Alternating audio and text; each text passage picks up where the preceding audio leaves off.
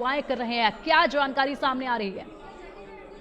देखिए, जब इस तरह के हादसे होते हैं तो कहीं ना कहीं जो स्थानीय प्रशासन है वो उसकी लापरवाही रहती है। साथ ही साथ जो शिक्षा विभाग है वो भी कहीं ना कहीं तमाम स्कूलों की समय पर मरम्मत नहीं होती है, और मरम्मत ना होने की वजह से इन स्कूलों को देखा नहीं जाता है। इसी लिहाज से इस तरह के जो हादसे हैं वो देखने को मिलते हैं लगातार। राजस्थान में इस तरह की जो बरसात के बाद जो रिपेयरिंग का काम होना था स्कूल्स का, वो नहीं हो पाता है। इसी वजह से जो इस तरह की जो घटनाएं वो निकल के आती हैं। 3 बच्चों की जो मौत है वो हो चुकी है। लगातार रेस्क्यू बच्चों का किया जा रहा है। अभी हाल ही में राजस्थान में तेज बारिश का दौर था, और बारिश की वजह से जो छतें हैं, पुरानी जो स्कूल्स की बिल्डिंग्स हैं या और भी जो सरकारी इमारतें हैं, उनमें कहीं ना कहीं कई तरह की जो दिक्कतें हैं वो देखने को मिली थी। लेकिन समय से जो प्रशासन है, एडमिनिस्ट्रेशन है, वो इन तमाम चीजों को ध्यान में नहीं रखता है, और इसी वजह से इस तरह के हादसे देखने को मिलते हैं। फिलहाल जो रेस्क्यू ऑपरेशन हैं वो वहां पर किए जा रहे हैं, और साथ ही उन बच्चों को जो कुछ बच्चे घायल हुए हैं उनको अस्पताल पहुंचाया गया। जी। रेस्क्यू ऑपरेशन के लिए कितनी टीमें मौके पर जुटी हुई थी और यहाँ पर रेस्क्यू कब कितनी देर में शुरू हो गया था? क्योंकि बहुत छोटे बच्चे हैं ये विष्णु, और ऐसे में इन बच्चों को जरा सी चोट आ जाए तो भी बड़ा नुकसान हो जाता है, और पूरा मलबा इनके ऊपर आकर गिरा है, छत की छत इन पर आकर गिरी है। कितनी देर में रेस्क्यू ऑपरेशन शुरू हुआ था? देखिए, जैसे ही इस की जानकारी स्थानीय प्रशासन को मिली, स्थानीय प्रशासन ने वहां पर तमाम जो एसडीआरएफ की टीमें सहित जो जिला प्रशासन की टीम है वहां पर पहुंची और रेस्क्यू ऑपरेशन शुरू हुआ। लेकिन फिलहाल कई बच्चों की जो हालत है वो भी गंभीर बताई जा रही है। माँ बाप लगातार जो है इस दुख की घड़ी में लोग लगातार वहां पर पहुंच रहे हैं, और उन बच्चों को इलाज मुहैया कराया जा रहा है। लेकिन बहुत भयावह ये स्थिति निकल के आई है, और कहीं ना कहीं चिंताजनक स्थिति है। सरकारी स्कूल्स की जो बिल्डिंग्स हैं, वो इमारतें हैं, वो कई बार उनकी छतें गिरती हैं। लेकिन जो विभाग है जिनको मेंटेनेंस का जुम्मा है, वो इन तमाम चीजों को लेकर हमेशा इसी तरह की लापरवाही सामने आती है। तब ये इस तरह की चीजें निकल के आती है, क्योंकि बारिश से जो छतों में रिसाव हो जाता है, पानी भर जाता है, लेकिन स्कूलें खोल दी जाती हैं उससे पहले उन बिल्डिंग्स की प्रॉपर मॉनिटरिंग नहीं की जाती है। जी। बिल्कुल विष्णु, यहाँ पर जांच इस पूरे मामले में होनी चाहिए और साथ ही साथ कड़ी कार्रवाई भी होनी चाहिए, ताकि आने वाले वक्त में यहाँ पर बच्चे जब स्कूल में शिक्षा ग्रहण करने जाएं तो ऐसे में वो सुरक्षित खुद को महसूस करें। ये बड़ा हादसा है जो कि बड़ा सबक भी देता है, और ऐसे में पूरे गांव में इस वक्त जो है काफी ज्यादा गमगीन माहौल जो है वो देखा जा रहा है। अगर बात की जाए शिक्षकों को लेकर क्या जानकारी मिल रही है, कितने शिक्षक उस वक्त पर यहाँ पर मौजूद थे, उनको लेकर क्या जानकारी आ रही है? देखिए, फिलहाल इस पूरे मामले की जांच चल रही है। अफरा तफरी में फिलहाल जो प्रायोरिटी प्रशासन की ओर से की जा रही है वो इन बच्चों को लेकर ही थी।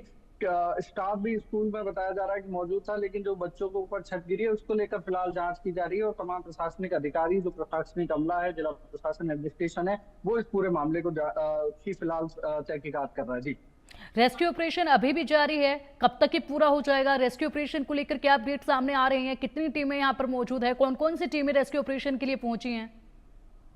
देखिए, टीआरएफ की टीमें सहित जो जिला प्रशासन की टीम है वो वहां पर मौजूद है, और लगातार इस पूरे जो ऑपरेशन है उसको चलाया जा रहा है, और जल्द से जल्द जो प्रशासन की ओर से कहा जा रहा है कि जल्द से पूरे जो ऑपरेशन है उसको खत्म किया जाए, और देखा जाए कि क्या कैजुअलिटीज हुई है, कितने और बच्चों को चोट लगी है। उन तमाम चीजों को फिलहाल देखा जा रहा है। जी।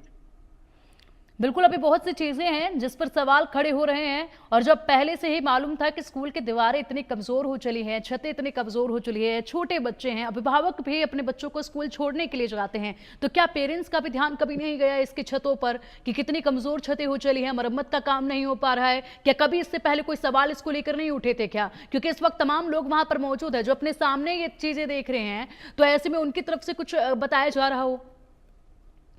देखिए, जब ऐसे मामले सामने आते हैं तो जिम्मेदारी स्कूल प्रशासन की सबसे पहले बनती है कि जो जिस स्कूल में वो बच्चों को पढ़ा रहे हैं उस स्कूल की बिल्डिंग कैसी है, और अगर उस बिल्डिंग को मरम्मत की आवश्यकता है तो वो लिखें, विभाग को लिखें, और विभाग उसकी मरम्मत कराए। ठीक है लेकिन विष्णु, एक बड़ा अपडेट इसमें आ रहा है और ये दुखद अपडेट है, क्योंकि यहाँ पर मौत का आंकड़ा 3 से 4 हो गया है।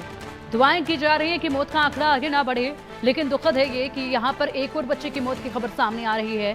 बेहद दुखद है ये, मासूम बच्चे, बेहद कम उम्र है इनकी, और इसी के साथ यहाँ पर अपनी शिक्षा की महज इन्होंने शुरुआत ही की है। जितनी उम्र इनकी बताई जा रही है कि 5 से 6 साल के बच्चे थे ये 3 जिनकी मौत हुई है, उसके बाद एक और आंकड़ा इसमें बढ़ गया है, और 4 बच्चों की अब कुल मिलाकर मौत इसमें हो चुकी है।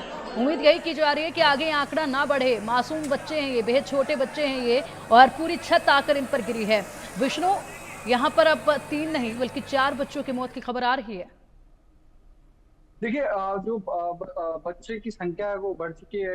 एक और बच्चे ने जान गंवा दी, और ये कहीं ना कहीं सवाल सिस्टम पे खड़े करते हैं कि आखिर हमारी जो स्कूल्स हैं वो उनकी बिल्डिंग्स इतनी कमजोर क्यों हैं, क्यों उन पर टाइम पे मेंटेनेंस नहीं किया जाता। ये तमाम तरह के जो सवाल हैं वो अभी भी बाकी हैं, और लगातार जो वहाँ पे स्थानीय प्रशासन है वो रेस्क्यू ऑपरेशन चला रहा है। लेकिन ये सवाल जरूर खड़े होते हैं कि स्कूल्स की जो बिल्डिंग्स है वो इतनी कमजोर क्यों हुई, और अगर कमजोर थी तो फिर क्यों समय पे इसको ठीक नहीं कराया गया, और अगर जो बिल्डिंग की जो छत जो हिस्सा गिरा है उस हिस्से में बच्चों को क्यों जाने दिया। इन तमाम चीजों की जांच अभी होगी, और कई अधिकारियों पर गाज इस तमाम जो सिस्टम के जो शिकार ये बच्चे हुए हैं उन पर गाज दे देगी।